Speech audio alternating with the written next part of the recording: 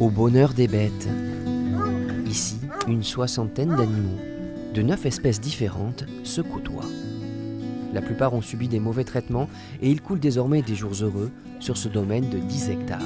C'est un cheval qui a beaucoup de soucis de santé et qui a été sauvé par une de mes filles parce qu'il était dans un box dans ses propres excréments et il n'en sortait jamais. La jument, là, elle était avec 6 autres chevaux dans un paddock où il n'y avait pas à manger. Dans son oreille, c'est un hématome du fait qu'il a une otite qui n'a pas été soignée. Dans une autre vie, Ariane von Rotkirch était architecte d'intérieur en Belgique. Désormais, 17 heures par jour, elle est auprès de ses protégés. Viens là, fiston. Ariane est végétalienne. Son refuge est aussi un abri pour des animaux qui étaient destinés à la boucherie. Ces 2 taureaux, par exemple, de race Holstein, n'auraient jamais dû atteindre leur taille adulte de 2 mètres. C'est une goutte d'eau dans l'océan, hein, mais parce que des Holstein, des mâles Holstein, on n'en voit pour ainsi dire pas.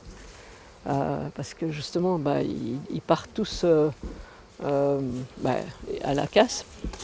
Cet engagement pour la cause animale lui amène parfois de jeunes gens qui lui proposent leur aide, comme Clara, 19 ans, venue de Périgueux. Parfait. Moi j'aime énormément la cause animale, c'est pour ça d'ailleurs que je suis végane. Et je suis allée sur le site d'L214 parce que je voulais aider un refuge, étant donné que j'ai du temps libre.